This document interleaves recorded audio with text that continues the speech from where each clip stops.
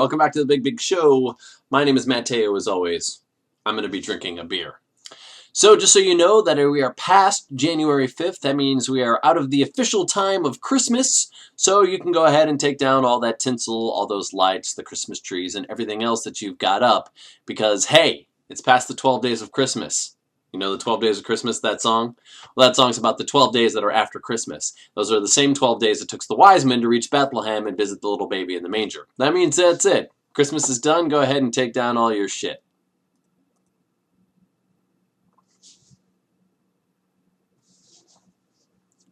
Well, I like it, so it's going to stay.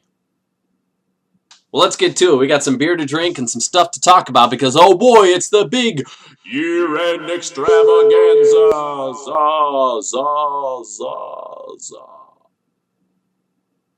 But before we get to that big year-end best of 2012 stuff, I'm going to be talking about a beer. Now, this beer is called Nutcracker Beer, and it's made by Boulevard. Boulevard, as you'll remember, also made my favorite unfiltered wheat of all time.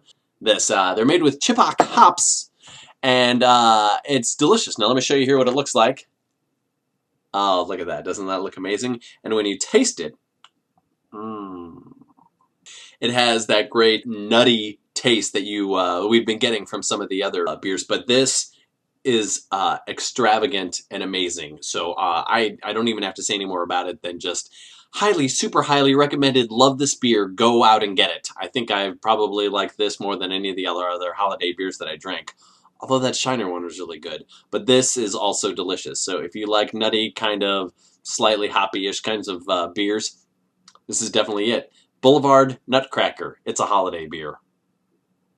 All right, well, let's hit it, huh? The big extravaganza 2012 best of. What do you got on your list, Matt? Well, it's actually kind of appropriate that I'm doing this list now, even though we are almost a week after the New Year's already happened, because I got to see some of the other big movies that happened in late 2012 that I hadn't gotten around to yet. So I'm going to talk about them first, and I'll get to the rest of my 2012 list here in a minute. So let's talk about movies first. Here's what I knocked out the last week and a half. I got to see Hobbit. Hobbit, it's the Hobbit.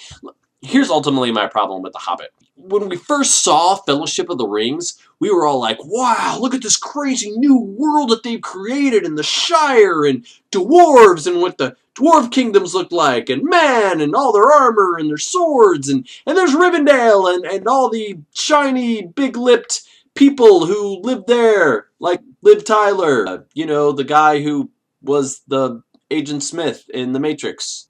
We saw all of those things already.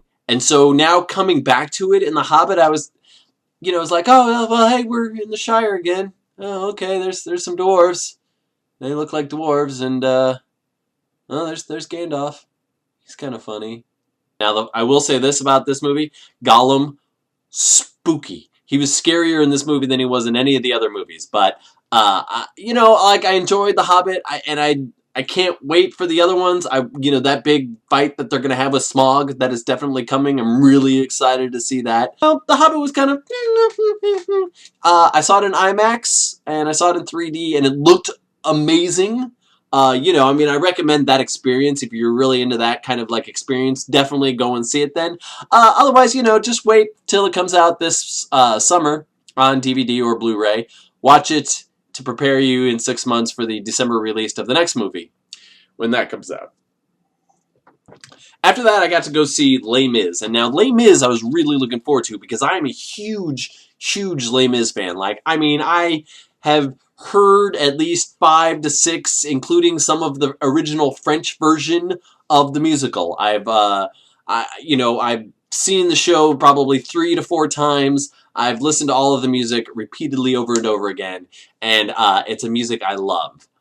So, based on that, I want you to know that although that I like the movie, there are some things that I had a problem with. And yes, I did like Anne Hathaway. She was amazing. Although a funny story about her. I did love Wolverine. And I went in hearing, oh my god, Russell Crowe's the worst thing in the movie. But ultimately, he's not that bad in the movie. But the problem I had with him is the problem that I had with a bunch of other stuff in the movie, which I will get to in just a minute. But I want you to know that I did like the movie, especially for what it was. And some of the changes that they made kind of just rubbed me the wrong way, and it's only, again, because I know the musical so well. But here's what ultimately kind of went wrong in the movie with me, is that the show itself is epic. I mean, what always amazed me about this show is that there was a sense of huge epicness to it on a stage that had very little on it. You know, occasionally they'll bring in a barricade or they'll bring in the big bridge or anything else, but mostly, you know, it was just a bare stage, and the music was epic and the voices were epic, and so suddenly there's this epic piece that you could cinematically, and at times they did, make so hugely epic, and then it kind of got away from them because they wanted to get very intimate with some of the characters.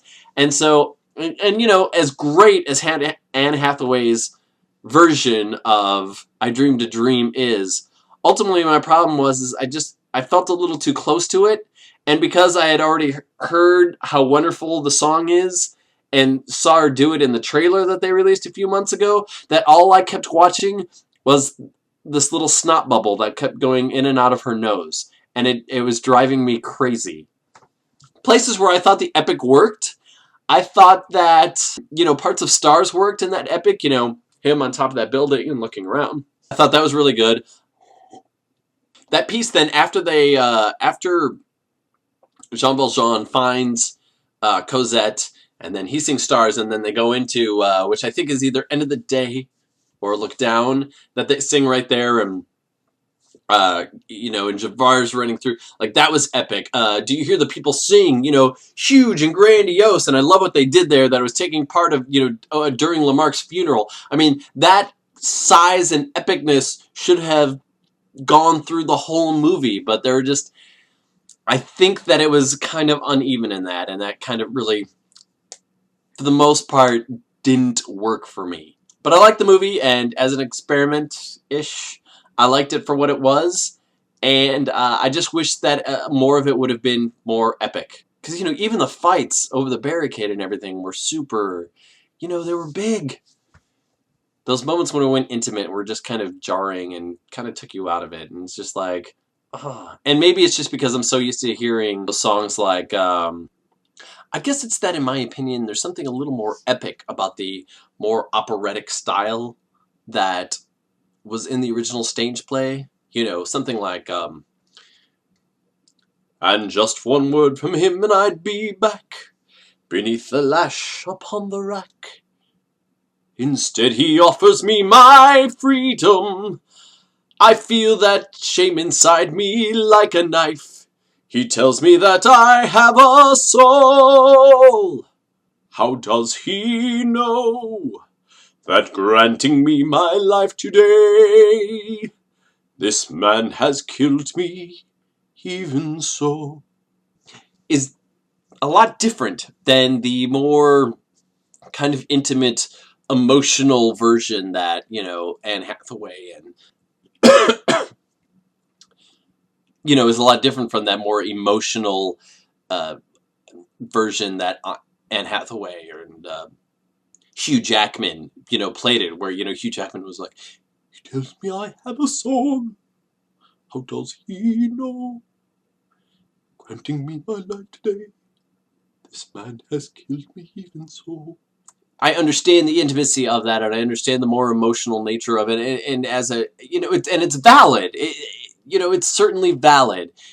You know, I'm used to that being so big, and, you know, this small man on this stage realizing, you know, that he now has a second chance to go out and really make something of himself and become a caring person and everything else. Hugh Jackman's take then of that, where it's so close and so intimate, you know, it didn't exactly work the same for me. So, as much as I love the movie, if I were to go, like, out of 5 stars, I'd give it a 3.5. That's how I feel about it.